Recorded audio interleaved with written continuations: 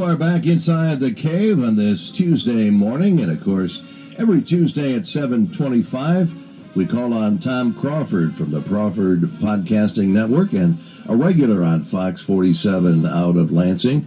And on cue, Tom, Michigan making more news this week as the Connor Stalions issue comes up again, and Michigan is going to do a self-imposed 2-game suspension. What's the latest from Ann Arbor?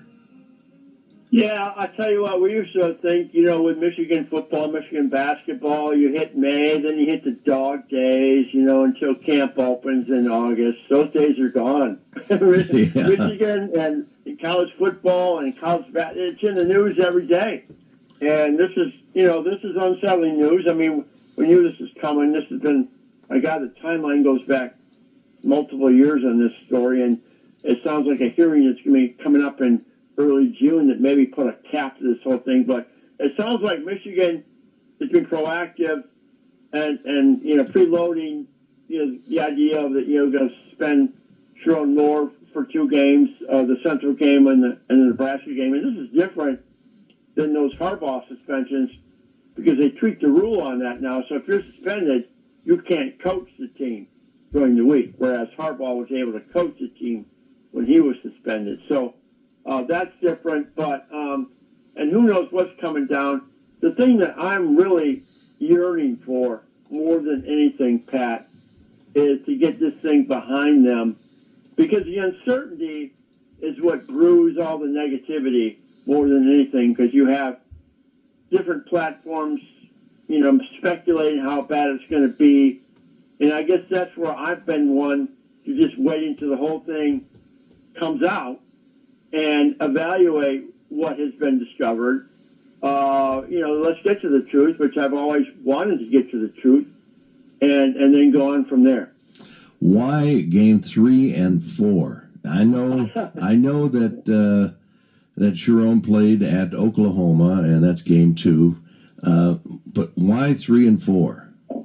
I don't know. I mean, this is probably part of negotiation process, right? Yeah. And it's like when E.J. Holland from the Wolverine.com reported that during a recruiting period, Michigan coaches were not out recruiting, right? Yeah. These last few weeks. Well, that's a red flag. And they learned this from recruits. Not until June will they be able to see you. Blah, blah, blah. That's a red flag that Michigan, again, proactively is taking their medicine and, and going through those type of suspensions, which is some have already, taken place. So, I don't know. I'm like I said, I think we're going to find out more. What Manuel said, by the end of the summer, we're going to find out. So, by the time we're all down there on August 30th for the New Mexico game, we're going to know. But it's anytime you're in the news like this, there's glaring headlines and there's persuasive rhetorical headlines and statements, and it hurts your program. And I think, probably hurts recruiting a little bit. Michigan currently right now, for the 26 recruits, is in the mid-20s right now, which is not good. But this has kind of been like Michigan. It's been like Alabama in the past. They kind of make a late run at the end. So once they get this behind them, I think they'll make a run recruiting. One of Michigan's biggest supporters, Santa Ono, leaving the University of Michigan for Florida. Do you think some of the football problems maybe have caused him to leave? I don't. Quite frankly, and I've thought that through, Pat, I don't think any of it is football related. It's other things. It's other things that's going on in higher education. Relative to the current administration in Washington, D.C. about, funding and DEA and things like that, and then the pressures that on the other side of it, fighting back against those measures, just like Harvard. Will Michigan fight back? I think there's some board reasons they want to fight back. I think he's stressed out about that. He is kind of a Buster Springbuck when it comes to sports. He's kind of a fanboy, which actually was kind of weird, to be quite honest with you. I mean, there needs to be something kind of in the middle.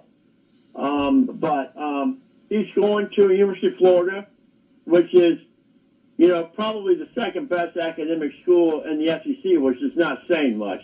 The SEC is way inferior to the Big Ten in terms of academic prowess. But Florida's not bad, but it's a big step down from the University of Michigan in terms of academic reputation and research. So it's a strange one, but yeah, good riddance. It doesn't bother me one bit. Well, they do have nicer winters there, though, Tom. Well, nicer winters, but brutal summers. Brutal right? summers, yes. Right, brutal. Yes. I mean, have you ever been down to Gainesville, Orlando area? I've been to Orlando in the summer and about freaking died. One time when I was a boy, I was down there in the summer, and it was not fun. Central Florida is a hellhole, man. I don't know how people live down there. Disney, the happiest place on earth. Yeah, even when you're sweating, right? Well, Tom, you mentioned something about President Ono, somewhere in the middle. And, going back to the football issue, reading all the stuff, I just am of the mind that whatever the NCAA decides, it's probably going to be somewhere in the middle of the extremes that we see in both directions. Yeah. Hey, you're exactly right, John. I don't think. I mean, the haters are Sure. are yearning for fantasizing, might be a better term, for vacating the natty, suspending, forfeiture of all games, blah blah blah blah blah. Yeah, that's not happening. That's not happening. That's what they want. And Michigan doesn't want. I mean, Michigan fans don't want anything. But I mean, I think right. I think just, it's like, we did no wrong, blah, blah, blah, blah. Well, obviously Michigan did some wrong, and everybody does some wrong. I mean, the SEC's been doing some wrong. I know stuff that's going on here at Michigan State that they've done wrong. Sure. Under Mel Tucker, that Mark D'Antonio was more of a by-the-rules guy. Mel Tucker was not when it comes to practices. Having multiple coaches in the you can nitpick at everything. But, so anyway, it's going to be interesting to see how it plays out, and then the media reaction to it. Yeah, it's just I was seeing someone online this morning from another school posting, not Michigan State or Ohio State either, not even a Big Ten school, about how wins will be vacated, and I'm like, they basically already come out and said that's not going to happen. They're not going to strip them of any championships or anything like that. We're probably looking at fines and recruiting restrictions, maybe some loss of scholarships, but that would be my guess is what we're looking at. I think you're spot on. I mean, there's going to be a financial hit. Sure. And for a school like the University of Michigan, particularly at the University of Michigan right now, where they're taking a more liberal approach in terms of spending money on NIL. I mean, Michigan, like I mentioned before, they're a middle adapter. They're not an early adapter. They're not a late adapter. They're kind of in the middle. And they're adapting right now to NIL, and they're using their resources because they know there's two schools, people. The listeners out there got to realize there's Texas and Texas A&M, and I'm hearing rumblings. Their NIL budgets are both going to be $40 million. Okay? So you talk about a have and have not. And that's all that Texas oil money down there. And that's the stuff, those two schools represent why there needs to be some type of guardrails or salary cap, to use for lack of a better term, like they do in the NFL, to make it an even playing field, relatively even playing field for at least the Power 4 schools. Who is going to be the entity that's going to come up with these rules? That's exactly the question. Is it, I don't think it's the NC2A. Is it Congress? I don't think so. I mean, you might hear rumblings, Saban goes, Congress got to do something, and, Saban's talking to the guy in the Oval Office, we got to do something. In Alabama. I was just going to say, Tom, there's rumblings of an executive order coming out. Another one.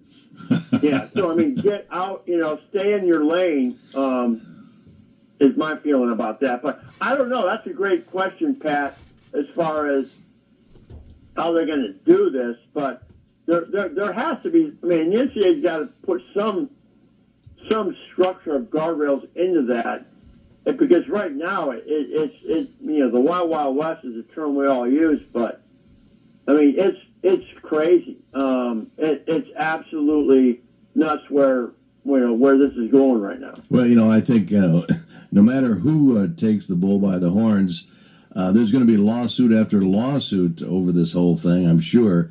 So, it's like you say, it's a wild, wild west, and, when the dust settles, we'll have to see where it goes.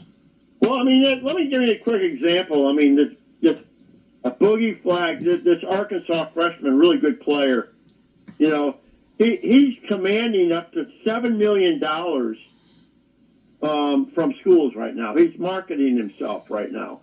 And he withdraws from the NBA because he knows he can make more money in college. I mean, who would have thunk it? Who would have thunk it? You can make more money in intercollegiate athletics than you can in the NBA. Yeah, I mean, you see a lot of guys opting to stay for that extra year now. Yeah, Boogie Flan. Yeah, I mean, he's courting Florida right now. So, my God, this is crazy. Almost as bad as the Aaron Rodgers scenario. Yeah, I mean, I don't know how long that's going to take, but whenever you have trying to build a structure, seeing that it got out of Pandora's box too quickly, and then it was off to the races, and so but Michigan fans can take solace in this. They have, I think I mentioned this before, in their alumni base. They have the top 3 number of billionaires in their alumni base. If you can get those people to NIL it, I mean, to them, money's nothing. But it depends upon where their priorities lie, and then how the school itself handles that situation and how aggressive they want to be. Now, you were talking that some of the coaches were not on the recruiting trail. Does that mean that maybe we might see a coach go here or there? No, I mean, the coaches that are, they're in the pros right now that are being, Right. earmarked as the ones that caught, that were at infractions. No, I just think it's a program-wide thing that everything, you need to do these measures to take seriously what the NCAA is trying to do to punish Michigan with the self-imposed school penalties, and then the final resolution, I think that will lessen the blow, if you will, which, like I said before, is going to be taken care of before the start of the season. I think, Pat Forte from USA Today says that's a pay-per-view thing on June 5th or 6th. Whenever they have that hearing, people will be watching that, especially Ohio State fans. And that's what you were saying, John, about some of these people from other schools. They grab links from that Buckeye, from all those Ohio State platforms. Mm-hmm. Michigan State's part of that, too, with Spartan Wire. I mean, those 2 schools perpetuate the negative narrative that rhetorically tweaks the prediction of what's going to happen at the University of Michigan. 2 schools that are flat-out haters when it comes to Michigan. All right. We are running out of time, Tom, but I know we're going to start a new feature with you here on Inside the Cave, a Michigan memory. We're going to go back in the Wayback Machine and see what you come up with every week for a Michigan memory. I could come up with these things every week. I mean, and I will come up with these things every week, and half of them are going to be good and half of them are going to be bad, because the bad ones are actually more glaring to me than the good ones. But I want to go back 30 years this fall. It was August 26th. 1995, the hottest game I ever sat in Section 2 there at Michigan Stadium.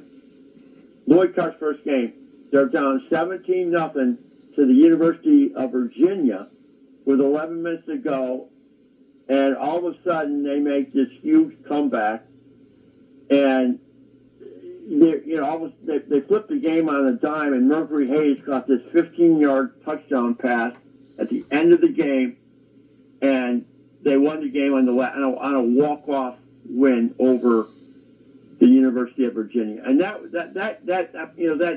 Lloyd Carr debut game, we're thinking there with 11 minutes to go, Scott Dreisbach, quarterback, was really struggling. I go, Lloyd's going to get shut out his last game, or first game, right? Yeah. And that 95 season had a lot of crazy twists to it. You know, they lost to Michigan State 28-25. They lost to Penn State. They lost to Northwestern at home. Pat Fitzgerald was a linebacker at North, and then they went on the Rose Bowl. But then they beat Ohio State, who was ranked 2 in the nation, in Ann Arbor on the last game of the year. So, I mean, it was a crazy year. And but Mercury Hayes, that post corner route he ran in the northeast corner of the end zone, that was a great Michigan memory. Oh, that's great. That's right. It's the corner I stand in on game day, Tom. Oh, that's a sweet corner, man. Yeah, that it was is. a good one. Yeah. And they hadn't had a walk off win like that. And I remember this kind of ridiculous, nonsensical stuff. Since 1979, when Anthony Carter caught that touchdown against Indiana Yeah. with John Wangler, that had gone from 79 to 95, where Michigan had, where you're watching the bench fly off, onto the field. And that's when you knew, I mean, it was all just a flurry of euphoria. I didn't even see the referee's hands go up that Michigan had won. That was a great moment. But that was the hottest game, I swear to God.